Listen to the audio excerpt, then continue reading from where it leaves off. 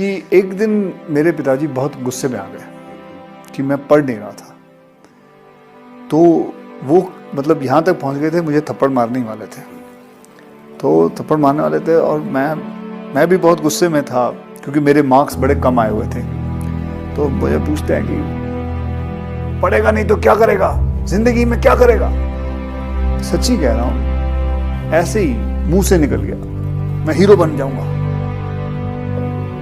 फिर मुझे भी मतलब डैडी और मैंने बैठ के बात भी की थी इसके बारे में कि यार एक कमाल का भगवान जब बनाता है तो वो आपकी ज़िंदगी कमाल कर देता है। ये बात एक बोलने से ले गई थी बस, वरना आई नेवर मेंट इट। और पढ़ने का ज़्यादा मुझे इतना शौक नहीं था, खेलकूद का बहुत शौक था।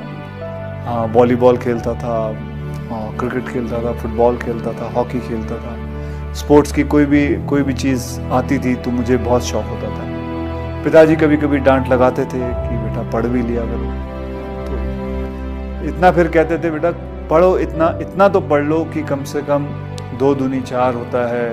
अंग्रेज़ी थोड़ी बहुत आनी चाहिए, हिंदी लिखना आना चाहिए, पढ़ना आना चाहिए, मराठी आनी चाहिए, इतना बहुत पढ़ लो। मैं समझ सकता हूँ कि पढ़ने का इतना शौक नहीं है क्योंकि कोई बच्चे होते हैं। फिर मैंने भी कराटे ज्वाइन किया और कराटे में फिर मुझे इंटरेस्ट आने लग गया, मार्शल आर्ट में इंटरेस्ट आने लग गया। तो मुझे उन्होंने कैसे पैसे जोड़ जोड़ के मुझे बैंकॉक भेजा। वहाँ मैंने 5 साल कराटे सीखा।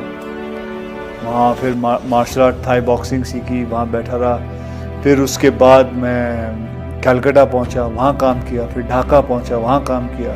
दिल्ली में भी मैंने कुंदन की ज्वेलरी के काम करता था। फिर उसके बाद मैं बॉम्बे वापस आया। बॉम्बे में बच्चों को ट्रेन करता था, मार्शल आर्ट में सबको ट्रेन करता था, पैसे कमाता था। करीबन 5-6 हज़ार रुपये महीने के कमा लेता था।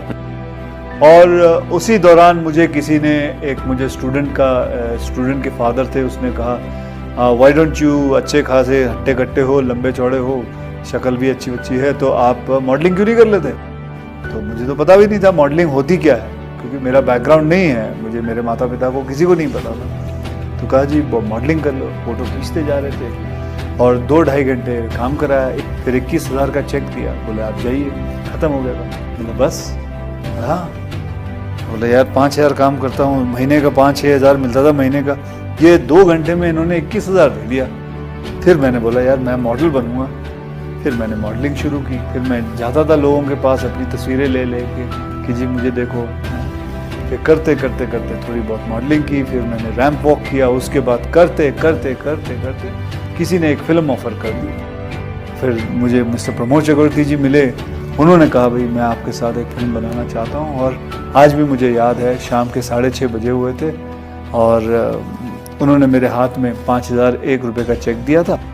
मैंने जब अपनी इंडस्ट्री में आने के लिए आप बनाते हैं, फ़ोटोग्राफ बनाते हैं, फ़ोटो खिंचवा के पोर्टफोलियो जिसे कहते हैं, और जहाँ मैंने फ़ोटो खिंचवाई वो थी जूहू बीच पे।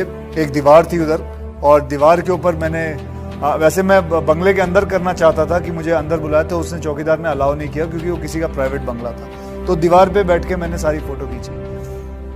फिर करीबन 15-20 दिन पहले मैं वो फ़ोटो सारी देख रहा था, पुरानी फ़ोटो देख रहा, तो मैं देखा ये तो वही दीवार है जो आज 24 साल बाद मैं उसी दीवार, उसी बंगले पे जहाँ मुझे अलाउ नहीं किया था शूटिंग करने के लिए, उसी बंगलों पे मैं रह रहा हूँ। ये हर एक बच्चे के, हर एक लड़के के ज़िंदगी में आता है कि अब मैं क्या करूँ, और उस वक्त वो यही करता है जो उसको नज़र में आता है, जो उसकी समझ में आता है। हमारे यंगस्टर्स के अंदर सेल्फ डिसिप्लिन एक बहुत ज़रूरी चीज़ है। ये होना चाहे लड़का हो या लड़की हो। हर बच्चा कहीं ना कहीं दिमाग से आता है।